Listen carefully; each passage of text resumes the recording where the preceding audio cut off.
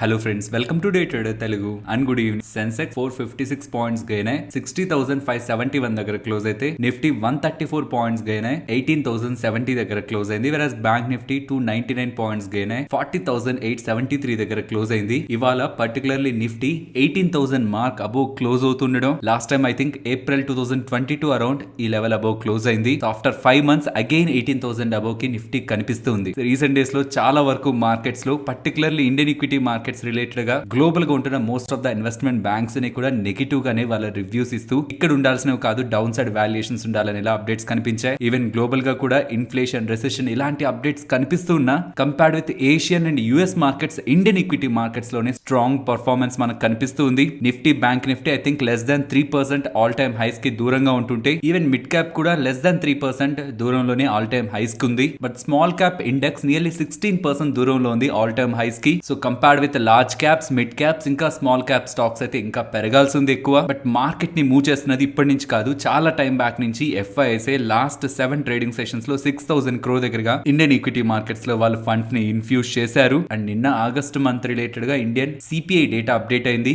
ఆ data surprise ఏం లేదు, ఎస్టిమేట్స్ కి నియర్ గానే ఉంటుండడం మార్కెట్స్ ని పెద్దగా ఇంపాక్ట్ చేయలేదు. ఇంట్రెస్టింగ్ అప్డేట్ ఇవాళ రాబోతున్నది CPI, US CPI inflation data. Actually ఇప్పుడు వచ్చే సిపిఐ డేటా ఎలా ఉంటున్నా, సెప్టెంబర్ 21st యుఎస్ ఫెడ్ వాళ్ళు 75 బేసిస్ పాయింట్స్ వడ్డీ రేట్లు పెంచుతారని మార్కెట్ డిసైడ్ అయింది. కాబట్టి ఇప్పుడు వస్తున్న డేటా పాయింట్స్ సెప్టెంబర్ లో రేట్ హైక్ ని కంటే నెక్స్ట్ ఉంటున్న November and December rate hikes ని ఇన్ఫ్లుయెన్స్ చేస్తుంది. బికాస్ మార్కెట్ ఎస్టిమేట్ చేస్తున్నది సెప్టెంబర్ లో 75 బేసిస్ పాయింట్స్ పెంచి, నవంబర్ లో 50 బేసిస్ పాయింట్స్ అండ్ డిసెంబర్ లో 20 బేసిస్ పాయింట్స్, ఇలా ఓవరాల్ గా మొత్తానికి ఇప్పటి వరకు పెంచిన మొత్తం వడ్డీ రేట్లతో కలిపి ఇయర్ ఎండ్ అయ్యేసరికి 4% టెర్మినల్ రేట్ తో యుఎస్ లో వడ్డీ రేట్లు ఉంటాయని మార్కెట్ అయితే ఎస్టిమేట్ చేస్తుంది. కానీ ఇప్పుడు వస్తున్న సిపిఐ డేటా కానీ ఇంకా అనుకున్న దానికంటే ఎక్కువగా ఉంటూ నెగిటివ్ గా కనిపిస్తుంటే, అగైన్ నవంబర్ లో కూడా 75 బేసిస్ పాయింట్స్ అనే ఒక అన్సర్టెనిటీ క్రియేట్ అవుతుంది. కాబట్టి అప్పుడు అది మార్కెట్స్ నెగిటివ్ గా తీసుకుంటుంది. కాబట్టి ఇవాళ అప్డేట్ అవబోతున్న CPI inflation data, US CPI inflation data మనం కీగా గమనించాలి. ఇది ఈవినింగ్ 6 అరౌండ్ అప్డేట్ అవుతూ ఉంటుంది. అండ్ ఇక మార్కెట్ వ్యూ విషయానికి వస్తే ఫ్రెండ్స్, రీసెంట్ టైమ్స్ లో 17,820, 840 అబోవ్ వస్తున్నప్పటి నుంచి 640 ని డౌన్ సైడ్ ఒక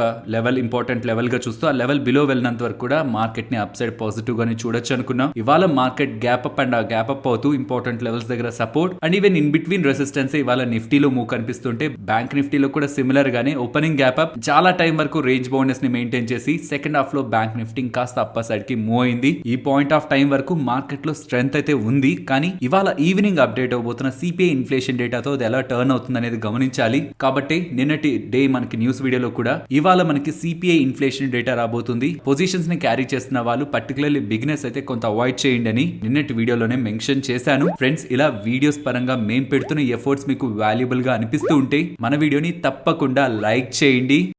ఫ్రెండ్స్, ఒక ఇంపార్టెంట్ డేటాని మీతో షేర్ చేయాలనుకుంటున్నాను. కొంత లాజికల్ గా ఉంటుంది, కొంచెం ఫోకస్ చేస్తూ ఈ డేటాని గమనించండి. రీసెంట్ టైమ్స్ లో ఆర్డిఐ వాళ్ళు ఈ ఇన్సూరెన్స్ పాలసీస్ సెల్ చేసిన వాళ్ళంతా కూడా డిసెంబర్ 2022 నుంచి అప్పటి నుంచి సెల్ చేసిన ప్రతి ఒక్క ఇన్సూరెన్స్ ని డీమెటీరియలైజ్డ్ ఫామ్ లో సెల్ చేయాలని, మీన్స్ ఈ 2022 ఎండింగ్ నుంచి వస్తున్న ప్రతి ఒక్క పాలసీ కూడా ఇక ఫిజికల్ ఫార్మ్స్ తో మనకి రాదు. డీమెటీరియలైజ్డ్ ఫార్మ్స్ లో, లైక్ ఎలా అయితే మన స్టాక్స్ డీమ్యాట్ అకౌంట్ లో ఉన్నాయో అలాగే డిజిటల్ ఫామ్ లోనే ఇన్సూరెన్స్ లో మనకి ఇయర్ ఎండ్ నుంచి వస్తాయి. కానీ ప్రీవియస్ గా ఇష్యూ చేసిన ఇన్సూరెన్స్ లో పరిస్థితి, దానికి ఇంకొక 1 year దగ్గరగా గడువు ఇచ్చారు. డిసెంబర్ 2023 వరకు, మీన్స్ నెక్స్ట్ ఇయర్ ఎండింగ్ వరకు. ఇప్పటి వరకు ఏ వరల్డ్ ఇన్సూరెన్స్ అన్నిటిని కంపెనీస్ ఇష్యూ చేసుంటాయో ఆల్రెడీ పేపర్ ఫామ్ లో, వాటన్నిటిని కూడా డీమెటీరియలైజ్ చేయాలని అప్డేట్స్ మనకి ఆల్రెడీ మార్కెట్ లో ఉన్నాయి. యాక్చువల్లీ ఇలా జరుగుతుందని సెప్టెంబర్ 6th మార్కెట్ లో స్పెక్యులేటివ్ గా అప్డేట్ వచ్చింది. తర్వాత డేస్ లో మనకి అది కన్ఫర్మ్ అయింది. బట్ ఇది ప్రైమరీ డేటా. మరి దీన్ని స్టాక్ మార్కెట్ లో ఉన్న స్టాక్స్ కి మనం ఎలా అప్లై చేయాలి, పర్టికులర్లీ ఇన్సూరెన్స్ కంపెనీస్ కి ఎటువంటి ఇంపాక్ట్ ఉంటుంది, అండ్ ఇలా డీమెటీరియలైజ్ చేస్తుంటే లిస్ట్ అయిన కంపెనీస్ లైక్ సిడిఎస్ఎల్ వాళ్ళకి ఎటువంటి అడ్వాంటేజ్ ఉంటుందో గమనించే ప్రయత్నం చేద్దాం. ప్రెసెంట్ ఉంటున్న ఎస్టిమేట్స్ ప్రకారం ఒక ఇన్సూరెన్స్ ని డీమెటీరియలైజ్ చేయాలంటే 50 to 60 రూపీస్ దగ్గరగా లైఫ్ ఇన్సూరెన్స్ కంపెనీస్ ఖర్చు పెట్టాలి. అండ్ కేవలం FY22 లోనే లైఫ్ ఇన్సూరెన్స్ ఆల్మోస్ట్ 3 crore దగ్గరగా ఇష్యూ చేశారు. అండ్ జనరల్ ఇన్సూరెన్స్ అన్ని కలిపి near to 50 crore insurance policies దగ్గరగా ఇండియాలో ఇష్యూ అయ్యాయి. సో అలా చూసినప్పుడు నియర్లీ 3,000 crore దగ్గరగా ఇన్సూరెన్స్ కంపెనీస్ ఇంత పెద్ద మొత్తంలో ఖర్చు చేయాల్సి చేయాల్సి ఉంటుంది. కానీ old life insurance almost 30 crore దగ్గరగా ఉంటూ ఉండడం, వాటిని కూడా డిమెటీరియలైజ్ చేయాలంటే ఆల్మోస్ట్ 1500 to 1800 crore దగ్గరగా లైఫ్ ఇన్సూరెన్స్ కంపెనీస్ ఖర్చు చేయాల్సి ఉంటుంది. సో ఓవరాల్ గా ఈ IRDA వాళ్ళు తీసుకొస్తున్న న్యూ రూల్స్ ఈ డిపాజిటరీ సర్వీసెస్ ని ప్రొవైడ్ చేస్తున్న CDSL కి, NSDL కి అండ్ కార్వి వాళ్ళకి ఒక బిగ్ ఎడ్జ్ అయితే ఇస్తుంది. ఇది ఒక ఎగ్జాంపుల్ తో చూద్దాం. CDSL వాళ్ళ FY22 రెవెన్యూస్ 551 crore. కానీ ఇందాక మనం మాట్లాడుకుంటున్నది ఇన్సూరెన్స్ కంపెనీస్ ఒక్కోసారి వీళ్ళు ఇన్సూరెన్స్ పాలసీని డిమెటీరియలైజ్ చేయాలనుకుంటే minimum 4000 crore and maximum near to 5000 crore దగ్గరగా ఖర్చు పెట్టడానికి పాసిబిలిటీ ఉంటుంది. కాబట్టి ఇది లిస్టెడ్ ప్లేయర్స్ లో చూస్తే CDSL వాళ్ళ బిజినెస్ కు ఒక బిగ్ గ్రోత్ డ్రైవర్ గా యాక్ట్ చేస్తుంది. కంప్లీట్ బిజినెస్ అంతా CDSL వాళ్ళు ఏం తీసుకోరు. నియర్ టు 4000 to 5000 crores మొత్తం CDSL కి వస్తుందని కాదు. ఎవరెంత బిజినెస్ ని క్యాప్చర్ చేస్తారనేది అప్కమింగ్ టైమ్స్ లో అర్థం అవుతుంది. ఈ సెగ్మెంట్ లో, ఈ డిపాజిటరీ సెగ్మెంట్ లో స్టాక్స్ రిలేటెడ్ గా ఇప్పటి వరకు CDSL వాళ్ళే లీడింగ్ పొజిషన్. ఆల్మోస్ట్ 10 crore దగ్గరగా డిమాట్ అకౌంట్స్ ఉంటే 7 crore దగ్గరగా డిమాట్ అకౌంట్స్ కి సర్వీసెస్ CDSL వాళ్ళే ప్రొవైడ్ చేస్తున్నారు. కాబట్టి ఇన్సూరెన్స్ సెగ్మెంట్ లో కూడా ఇలాంటి మార్కెట్ షేర్ ని వీళ్ళు కానీ గెయిన్ అవ్వగలుగుతుంటే అది డబుల్ పాజిటివ్ గా మనం CDSL కి చూడొచ్చు. వెరాజ్ NSDL రిలేటెడ్ గా NSE వాళ్ళు ఆల్మోస్ట్ 24% దగ్గరగా వాటాని హోల్డ్ చేస్తున్నారు. And HDFC bank, SBI, even government వాళ్ళు కూడా కొంత మొత్తాన్ని NSDL లో వాటాని హోల్డ్ చేస్తున్నారు. అండ్ CDSL రిలేటెడ్ గా BSE వాళ్ళకి అరౌండ్ 20% దగ్గరగా వాటా ఉంది. నెక్స్ట్ IT సెక్టర్ లో జరుగుతున్న ఇంపార్టెంట్ డెవలప్మెంట్ గురించి మాట్లాడుకోవాలి. HCL టెక్నాలజీస్ వాళ్ళు మైక్రోసాఫ్ట్ ప్రాజెక్ట్ రిలేటెడ్ గా వర్క్ చేస్తున్న 350 ఎంప్లాయీస్ దగ్గరగా లే ఆఫ్ చేశారని చెప్తున్నారు. మీన్స్ వర్క్ నుంచి వాళ్ళని టెర్మినేట్ చేశారు అని చెప్తున్నారు. దీనికి రీజన్ ప్రీవియస్ గా HCL టెక్నాలజీస్ వాళ్ళు మైక్రోసాఫ్ట్ వాళ్ళకి ఎటువంటి సర్వీసెస్ అయితే ప్రొవైడ్ చేస్తున్నారు, MSN రిలేటెడ్ గా న్యూస్ ని ఎడిట్ చేయడం, మానిటర్ చేయడం, ఇవేవైతే చేస్తూ వచ్చారో ఇండియా, యూరోప్ అండ్ US లో ఆ ఎంటైర్ ప్రాసెస్ ని MSN వాళ్ళు మీన్స్ మైక్రోసాఫ్ట్ వాళ్ళు ఆటోమేట్ చేసేసారని. కాబట్టి వీళ్ళకి ఇతరుల ద్వారా సర్వీస్ తీసుకోవాల్సిన రిక్వైర్మెంట్ ఉండదు. కాబట్టి ఇప్పుడు ఆ ప్రాజెక్ట్ వీళ్ళ చేతిలోంచి వెళ్తూ ఉందనేలా, కాబట్టి దాని రిలేటెడ్ గా వర్క్ చేసిన ఎంప్లాయీస్ ని లే ఆఫ్ చేస్తున్నారనేలా అప్డేట్స్ కనిపిస్తున్నాయి. కానీ ఇంకొక సైడ్ నుంచి ప్రెసెంట్ HCL టెక్నాలజీస్ వాళ్ళకి మైక్రోసాఫ్ట్ వాళ్ళు ఇచ్చిన కాంట్రాక్ట్ ఎక్స్పైర్ అవుతుందని and for the next time ఈ కాంట్రాక్ట్ యాక్సెంచర్ వాళ్ళకి వెళ్తుంది. కాబట్టి HCL టెక్నాలజీస్ వాళ్ళు ఈ డెసిషన్ తీసుకుంటున్నట్లు అప్డేట్స్ అయితే కనిపిస్తున్నాయి. అండ్ మనకి తెలుసు ప్రీవియస్ గా గూగుల్ CEO కానీ, మైక్రోసాఫ్ట్ CEO కానీ వర్క్ ఫోర్స్ ని తగ్గించుకుంటారనేలా ప్రీవియస్ గా అప్డేట్ చేశారు. అండ్ దానికి అడిషన్ గా రీసెంట్ టైమ్స్ లో TCS వాళ్ళు, ఇన్ఫోసిస్ వాళ్ళు, విప్రో వాళ్ళు కూడా వేరియబుల్ పేఅవుట్స్ రిలేటెడ్ గా కూడా కట్స్ తీసుకుంటుండడం అండ్ ఇప్పుడు అగైన్ HCL టెక్నాలజీస్ రిలేటెడ్ గా ఈ లే ఆఫ్స్ కనిపిస్తుండడం IT సెక్టర్ రిలేటెడ్ గా స్టిల్ కొంత ప్రెషర్ ఉంటున్నట్లయితే మనకు అర్థం అవుతుంది. బట్ ఐ థింక్ మార్కెట్ వీటన్నిటిని కూడా ఆల్రెడీ స్టాక్ ప్రైజెస్ లో అయితే డిస్కౌంట్ చేసింది. ఇక్కడ నుంచి ఫర్దర్ గా అగైన్ ఒక 10%, 20% IT స్టాక్స్ కరెక్షన్ అయితే ప్రెసెంట్ ఉంటున్న మార్కెట్ బులిష్ మార్కెట్ కండిషన్స్ లో అయితే out of the box means పాసిబిలిటీకి అయితే దూరంగా ఉంటున్నట్టే. సో ఏ అన్సర్టనిటీస్ ఆర్ ఏ నెగిటివ్స్ అయితే మనం IT సెక్టర్ రిలేటెడ్ గా చూస్తున్నాము అవన్నీ కూడా ఆల్రెడీ స్టాక్ ప్రైజెస్ లో ఇంక్లూడ్ అయ్యాయి. నెక్స్ట్ బజాజ్ ఫిన్సర్వ్ గురించి మాట్లాడుకోవాలి. ఎందుకని స్టాక్ ఇవాళ 90% దగ్గరగా డౌన్ లో ఉంది, పోర్ట్ఫోలియోలో బిగ్ లాస్ కనిపిస్తుంది అనేలా కామెంట్స్ కనిపిస్తున్నాయి. ఫ్రెండ్స్ ఇవాళ 90% స్టాక్ ఫాలో అవ్వలేదు. ఇన్ఫాక్ట్ ఒక 5% పెరిగింది. ప్రీవియస్ గా వీళ్ళు స్టాక్ స్ప్లిట్ అలాగే బోనస్ ఇచ్చారు. వాటి రిలేటెడ్ గా ఎక్స్ డేట్ ఇవాళ. ఎప్పుడైనా ఎక్స్ డేట్ రోజు ప్రీవియస్ గా ప్రకటించిన కార్పొరేట్ యాక్షన్స్ రిలేటెడ్ గా స్టాక్ ప్రైస్ లో అడ్జస్ట్మెంట్ జరుగుతుంది. ఇవాళ బజాజ్ ఫిన్సర్వ్ వాళ్ళు ప్రీవియస్ గా ప్రకటించిన బోనస్ అండ్ స్టాక్ స్ప్లిట్ కి ఎక్స్ డేట్ కాబట్టి 13th September మీన్స్ ఇవాళ స్టాక్ ప్రైస్ అయితే అడ్జస్ట్ అయింది. బట్ అప్కమింగ్ టైమ్స్ లో మీరు ఎన్ని స్టాక్స్ అయితే హోల్డ్ చేస్తున్నారు మల్టిప్లైడ్ బై 10 స్టాక్స్ మీకు రిఫ్లెక్ట్ అవుతాయి. కాబట్టి ఇక్కడ మీకు కనిపిస్తున్నది రియల్ లాస్ కాదు. నెక్స్ట్ సెబీ చైర్మన్ గారు ఇవాళ ఇంట్రెస్టింగ్ కామెంట్స్ అయితే చేశారు సెక్యూరిటీ మార్కెట్స్ రిలేటెడ్ గా. అందులో ఫ్యూచర్స్ అండ్ ఆప్షన్స్ రిలేటెడ్ గా ఈ కామెంట్ ని చేస్తున్నారు. ఈ FNO మార్కెట్ రిలేటెడ్ గా, futures and options market related గా ప్రెసెంట్ ఉంటున్న డిస్క్లోజర్ నార్మ్స్ ని ఇంకా ఎన్హాన్స్ చేసే ప్రాసెస్ ని ఎవాల్యుయేట్ చేస్తున్నారనేలా సెబీ చైర్మన్ అప్డేట్ చేస్తున్నారు. ఇదర్ మార్జిన్స్ రిలేటెడ్ గానా ఆర్ ట్రేడింగ్ చేస్తున్న వాళ్ళకి పర్టికులర్ గా ఏదైనా రిక్వైర్మెంట్స్ ని సెట్ చేసి ఇంకా ఫర్దర్ గా ఫ్యూచర్స్ అండ్ ఆప్షన్స్ రిలేటెడ్ గా రెస్ట్రిక్షన్స్ ని విధిస్తారా, వీటి రిలేటెడ్ గా ఇండొచ్చనేలా మార్కెట్ లో స్పెక్యులేషన్ అయితే జరుగుతుంది. బట్ డిస్క్లోజర్ నార్మ్స్ ని అంటున్నారు కాబట్టి mostly with respect to brokers ఉండడానికే పాసిబిలిటీ ఉంటుంది. చూడాలి ఫర్దర్ గా FNO రిలేటెడ్ గా అయితే సెబీ వాళ్ళ దగ్గర నుంచి కొన్ని ఇంట్రెస్టింగ్ అప్డేట్స్ అయితే రాబోతున్నాయి. ఫ్రెండ్స్ ఫర్దర్ గా న్యూస్ అప్డేట్స్ మాట్లాడుకునే ముందు ఒక ఇంట్రెస్టింగ్ కామెంట్ నిన్నటి కామెంట్ సెక్షన్ లో కనిపించింది. తేజ చెప్తున్నది డైలీ మనం 15,000 క్యాపిటల్ తో 2% ప్రాఫిట్ తెస్తూ కాంపౌండింగ్ చేసుకుంటూ వెళ్తే 2 years కి 45 crores వస్తాయని. ట్రేడింగ్ లో ఎప్పటికీ లెక్కలు వేయద్దు, ఎందుకు వేయకూడదు, డైలీ ప్రాఫిట్ వస్తే వస్తుంది కదా, ఇక్కడ ఏం తప్పేం లేదు కదా అంటే ఒక సింపుల్ లాజిక్ గుర్తుంచుకోండి. మీరు 5 days తెచ్చిన ప్రాఫిట్ ట్రేడింగ్ లో 1 day లో కూడా మీరు కోల్పోవాల్సి రావచ్చు. ఇన్ఫాక్ట్ ఆ 5 days ఫోన్ కూడా మీరు నెగిటివ్ లోకి వెళ్లాల్సి రావచ్చు. ట్రేడింగ్ అంటే అన్సర్టనిటీ. అంత ఈజీగా ఉంటే ప్రతి ఒక్కరు అదే చేస్తూ ఉండేవాళ్ళు. నేను ఎందుకు ఇలా అడ్రస్ చేస్తున్నానంటే తను ఇలా అడిగారంటే ఏదైనా ప్లాట్ఫామ్ లో, ఇన్స్టాగ్రామ్ లో కానీ, యూట్యూబ్ లో కానీ ఇలా గైడ్ చేస్తున్నారేమో ట్రేడింగ్ లో డైలీ ఇంత సంపాదిస్తే ఇన్ని కోట్లు సంపాదించొచ్చని. అలా జరగదు. రిస్క్ రివార్డ్ తో పాటు కొన్ని బేసిక్ ప్రిన్సిపల్స్ ని స్ట్రాంగ్ గా ఫాలో అవ్వాలి మాత్రమే ట్రేడింగ్ లో సస్టైన్ అవ్వగలరు. ఈవెన్ ఈవెన్ అలా అనుకుంటున్నా కొన్ని సందర్భాల్లో మార్కెట్ మనకి అగైనెస్ట్ గా ప్లే అయినప్పుడు నష్టపోవాల్సి ఉంటుంది. కాబట్టి ట్రేడింగ్ ని కాంపౌండింగ్ లో చూసుకుంటూ కొన్ని సంవత్సరాల్లో వారెన్ బఫెట్ గాని దాటేసే అంత వెల్త్ కూడా మీరు క్యాలిక్యులేటర్ లో చూపించొచ్చు, కానీ రియాలిటీలో తీసుకురాలేరు. ఈవెన్ మేము కూడా మీకు చాలా టైం బ్యాక్ కూడా చెప్పింది, ట్రేడింగ్ లో మేము ఏ డబ్బులనైతే సంపాదిస్తున్నామో ఆ డబ్బులు మేము ఇన్వెస్టింగ్ చేస్తాం. ఇన్ఫాక్ట్ ఇన్వెస్టింగ్ రిలేటెడ్ గా డీప్ అనాలిసిస్ చేయడానికి కూడా రీజన్ అదే. వస్తున్న వాటిని మేము ఇన్వెస్ట్మెంట్ లో డైవర్సిఫై చేస్తూ లాంగ్ టర్మ్ కి వెల్త్ క్రియేట్ చేయాలనే మైండ్ సెట్ తోనే ఇన్వెస్ట్మెంట్ రిలేటెడ్ గా కూడా ఈక్వల్లీ ఫోకస్ చేస్తూ స్టాక్స్ లో ఇన్వెస్ట్ చేస్తూ ఉంటాం. సో బిగినర్స్ ఏ ప్లాట్ఫామ్ లో ఇలాంటి మాటలను వింటూ ఉంటే అవి నిజమని అనుకోవద్దు. నెక్స్ట్ టాటా కమ్యూనికేషన్స్ గురించి మాట్లాడుకోవాలి. అప్డేట్ ఎలాంటిదంటే, ఒకప్పుడు టాటా కన్స్యూమర్ వాళ్ళ దగ్గర కస్టమర్ గా ఉంటున్న సిస్కో వాళ్ళకి సంబంధించిన వెబెక్స్ వాళ్ళు, ఈ వెబెక్స్ ఏంటి, వీడియో కాన్ఫరెన్సింగ్ ఉంటుందా, లైక్ జూమ్ వాళ్ళు ప్రొవైడ్ చేసే సర్వీస్ ఉంటుందా, అలాంటి సర్వీసెస్ ని వీళ్ళు ప్రొవైడ్ చేస్తారు. వీళ్ళు ఇప్పటి వరకు టాటా కమ్యూనికేషన్స్ వాళ్ళ దగ్గర టెలికాం సర్వీసెస్ ని తీసుకుంటున్నారు, కానీ ప్రెసెంట్ వీళ్ళే టెలికాం సర్వీసెస్ ప్రొవైడ్ చేసే ఎంటిటీగా ఎవాల్వ్ అవుతున్నారని, దానికోసం లైసెన్స్ ని డిపార్ట్మెంట్ ఆఫ్ టెలికమ్యూనికేషన్స్ దగ్గర తీసుకుంటున్నట్లయితే అప్డేట్ చేస్తున్నారు. మీన్స్ ఇప్పటి వరకు టాటా కమ్యూనికేషన్స్ వాళ్ళకి కస్టమర్ గా ఉంటున్న వెబెక్స్ వాళ్ళు సేమ్ ఇప్పుడు ఏ సర్వీస్ అయితే ఇప్పటి వరకు వీళ్ళు డబ్బులు పెట్టి తీసుకున్నారు ఆ సర్వీస్ ని ఇప్పుడు డబ్బులు పెట్టి సెల్ చేస్తారంటునేసరికి ఇప్పటి వరకు ఉన్న కస్టమర్ వీళ్ళకి ఇప్పుడు కాంపిటీటర్ అయ్యారు. అండ్ ఫ్రెండ్స్, అది ఒక ఇంపార్టెంట్ అండ్ ఒక బిగ్ అప్డేట్. పర్టికులర్లీ కొన్ని కెమికల్ అండ్ ఫార్మా కంపెనీస్ కి డేటాని గమనిస్తే NELM national list of essential medicines నుంచి, మీన్స్ ఆ లిస్ట్ లో కొన్ని డ్రగ్స్ ఉంటాయి, ఆ డ్రగ్స్ ని ఆ లిస్ట్ లో మెయింటైన్ చేయడం కారణంగా అందరికీ అఫోర్డబుల్ గా ఆ ప్రైజెస్ ఉంచేలా గవర్నమెంట్ చర్యలు తీసుకుంటుంది. మీన్స్ ఆ లిస్ట్ లో ఉన్న డ్రగ్ ఒక ప్రైజెస్ ని ఫార్మా కంపెనీస్ ఎటు పడితే అటు పెంచుకోవడానికి అవ్వదు. ఇప్పుడు ఈ లిస్ట్ లో నుంచి వస్తుండేసరికి ప్రైజింగ్ రిలేటెడ్ గా కంపెనీస్ కి పవర్ దొరుకుతుంది. కాబట్టి ఇవి తయారు చేస్తున్న కంపెనీస్ లో ఇవాళ ఒక బిగ్ మూన్ అయితే మనం చూసాం. దీని రిలేటెడ్ గా 1 by 1 డిస్కస్ చేసుకుందాం. ఇక్కడైతే మనకి JB కెమికల్స్ అని కనిపిస్తూ ఉంటుంది. రానిటిడిన్ రిలేటెడ్ గా స్టాక్ కూడా నియర్లీ 5.5% దగ్గరగా పెరిగింది. ఈవెన్ ఎరిథ్రోమైసిన్ కూడా ఈ లిస్ట్ నుంచి డిలీట్ చేశారు. సో ఇది ఇప్కా ల్యాబొరేటరీస్ వాళ్ళకి అడ్వాంటేజ్ ఉంటుంది. కాబట్టి అట్ సేమ్ పాయింట్ నుంచి ఎగ్జాక్ట్లీ మనకి ఎక్కడి నుంచి అయితే JB కెమికల్స్ పెరిగిందో ఆ పాయింట్ నుంచే ఈ స్టాక్ లో కూడా మనకి ర్యాలీ కనిపించింది.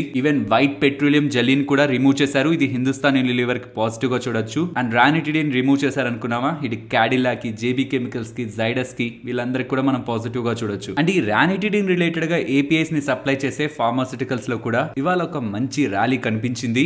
నెక్స్ట్ GPT ఇన్ఫ్రా ప్రాజెక్ట్స్ గురించి మాట్లాడుకోవాలి. ఈ కంపెనీ యొక్క మార్కెట్ క్యాపిటల్ 334 crore. ఎందుకు చెప్తున్నానంటే 330 crore మార్కెట్ క్యాపిటల్ ఉండే కంపెనీకి 173 crore విలువ చేసే ఒక లార్జ్ ఆర్డర్ లభించిందనేసరికి ఇన్ఫ్రా రిలేటెడ్ గా స్టాక్ ఇవాళ అప్పర్ సర్క్యూట్ లో క్లోజ్ అయింది. ఫ్రెండ్స్, ఇవాల్టి book suggestion, what every Indian should know before investing. Usual గా ఇన్వెస్ట్మెంట్ అనగానే స్టాక్స్, మ్యూచువల్ ఫండ్స్ ఇవే మైండ్ లోకి వస్తుంటాయి కదా, కానీ అసలు ఈ ఇన్వెస్టింగ్ చేయడానికి ముందు మనం మనీని సేవ్ చేయాలి. కాబట్టి మనీని ప్రాపర్ గా మనం ఎలా సేవ్ చేయాలి, అండ్ స్టాక్ మార్కెట్స్ కంటే ముందు మనకి అవైలబిలిటీలో ఉన్న స్కీమ్స్ ఏంటి, లైక్ పోస్ట్ ఆఫీస్ స్కీమ్స్ కానీ, సీనియర్ సిటిజన్ స్కీమ్స్ కానీ, gold investments, real estate investments, finally stock market and mutual funds గురించి కూడా ఈ బుక్ లో వివరించారు. ఈ కంప్లీట్ బుక్ ని మనం తెలుగులో కుకు FM లో వినొచ్చు.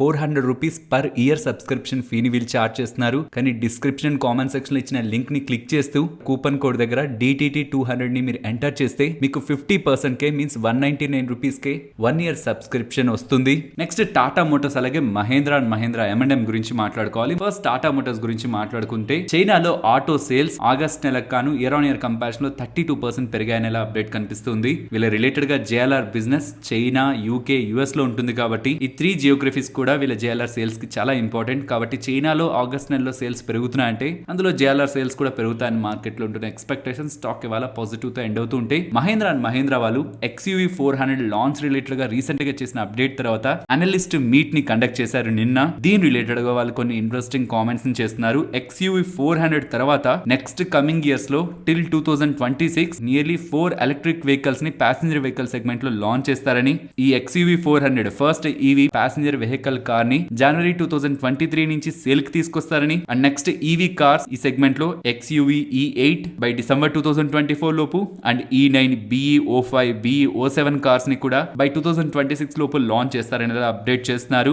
నెక్స్ట్ అప్ కమింగ్ ఇయర్స్ లో 9 to 10,000 crore దగ్గరగా ఈ ఎలక్ట్రిక్ వెహికల్ సెగ్మెంట్ పై స్పెండ్ చేస్తూ బై 2027 వీళ్ళు తయారు చేస్తున్న SUV కార్స్ అన్నింటిలో కూడా 25% ఎలక్ట్రిక్ వెహికల్స్ ఉండేలా వీళ్ళు చూస్తారని, సో ఈ ఈ స్టేట్మెంట్ తో మనం అర్థం చేసుకోవచ్చు by 2027 EV cars electric vehicle cars nearly 2 lakh దగ్గరగా వీళ్ళు సేల్ చేస్తారనే ఎక్స్పెక్టేషన్ లో ఉన్నారు పర్ ఇయర్. బట్ ఇది కూడా క్లారిటీ ఇచ్చారు, లగ్జరీ ఈవీ స్పేస్ లోకి వీళ్ళు ఎంటర్ అవ్వరని, బి అండ్ సి క్లాస్ లోనే ఈ సెగ్మెంట్ లో ఉన్న వెహికల్స్ లోనే వీళ్ళు ఫోకస్ చేస్తారని, బికాస్ ఇదే largest SUV market and even ఈ మార్కెట్ లో ప్రెసెంట్ ఇప్పటి వరకు 3.5% ఈవీ కార్స్ ఉన్నాయి కాబట్టి ఈ స్పేస్ లో ఒక హై గ్రోత్ ఆపర్చునిటీ కనిపిస్తుంది. కాబట్టి వీళ్ళు లగ్జరీ స్పేస్ ని టచ్ చేయకుండా B and C class SUV models ని వీళ్ళు తయారు చేస్తారని M&M వాళ్ళు వాళ్ళ అనలిస్ట్ మీట్ లో అప్డేట్ చేస్తున్నారు. Next Ujjivan small finance bank గురించి మాట్లాడుకోవాలి. వీళ్ళు QIP ని అయితే లాంచ్ చేస్తున్నారు. 475 crore విలువ చేసే QIP లో వీళ్ళ బ్యాంక్ రిలేటెడ్ ఉన్న షేర్స్ ని ఇన్స్టిట్యూషనల్ ప్లేయర్స్ కి ఇష్యూ చేసి మనీని రైజ్ చేస్తారు. అలా ఈ Ujjivan small finance bank related గా షేర్స్ ని ఇష్యూ చేసి 475 crore షేర్స్ ని రైజ్ చేయబోతున్నారని అండ్ ఆ ఇష్యూయన్స్ కి వీళ్ళు ఫిక్స్ చేసిన floor price 21.93 rupees. Current market price నుంచి డిస్కౌంట్ లో ఉండేసరికి స్టాక్ ఇవాళ 4% దగ్గరగా డౌన్ అవుతుంది.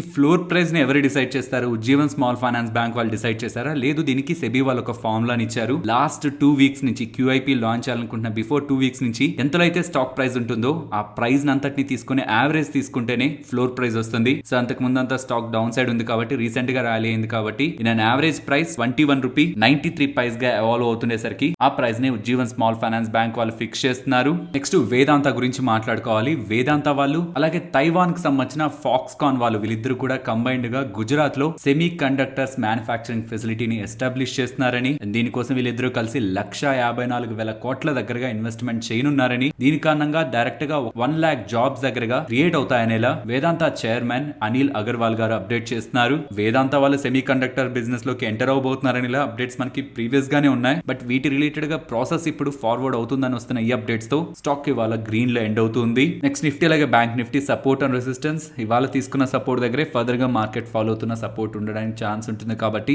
18,020 అండ్ అబోవ్ వెళ్తుంటే 18,090 to 18,120 30 పాయింట్ రేంజ్ ని గమనించండి. ఇవాళ ఈ 30 పాయింట్ నియర్ గానే వచ్చి మార్కెట్ రిజెక్ట్ అయింది. పాసిబుల్ ఈ మార్కెట్ లో అంత స్ట్రెంత్ లేకపోతే అగైన్ ఇక్కడే రెసిస్టెన్స్, ఈ జోన్ దగ్గర రెసిస్టెన్స్ ఉండడానికి ఛాన్స్ ఉంటుంది. అండ్ బ్యాంక్ నిఫ్టీ ప్రెసెంట్ ఉన్న లెవెల్స్ నుంచి అప్ సైడ్ 40,960 అండ్ ఈ లెవెల్ కూడా బ్రేక్ అయితే 41,180. Next Nifty option chain data weekly and monthly expiry contract datas ని గమనిస్తూ ఉంటే ఓవరాల్ OI డేటా స్టిల్ 18,000 దగ్గర ఎక్కువగా ఉంది. మంత్లీ కాంట్రాక్ట్స్ లో ఈవెన్ కాల్ రైటర్స్ కూడా అన్వైండ్ చేయట్లేదు కాబట్టి మేబీ నెక్స్ట్ ఇంకొక అనదర్ సెషన్ మార్కెట్ 18,000 అబోనే సస్టైన్ అవుతుంటే ఇక్కడ అన్వైండింగ్స్ కనిపించడానికి ఛాన్స్ ఉంటుంది. బట్ ఎనీవే 18,000 అబోవ్ ఉన్నాం కాబట్టి నియర్ గా 18,200 అండ్ నెక్స్ట్ 18,500 మార్క్స్ OI డేటాలో రెసిస్టెన్స్ జోన్స్ గా కనిపిస్తుంటే ఇక్కడ నుంచి డౌన్ సైడ్ ఇప్పటి వరకు 17,500 ఇంపార్టెంట్ సపోర్ట్ గా కనిపించింది. కానీ ఇప్పుడు అది కాదు, వీక్లీ అండ్ మంత్లీ కాంట్రాక్ట్స్ లో ఉన్న డేటాని చూస్తూ ఉంటే 17,700 బ్రేక్ అవ్వదనేలా పుట్ రైటర్స్ డేటా అయితే బిల్డ్ చేస్తున్నారు. సో 17,700 to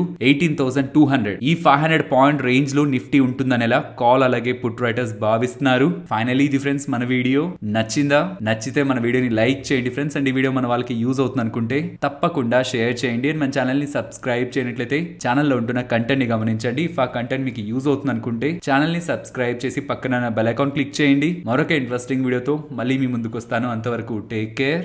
జై హింద్.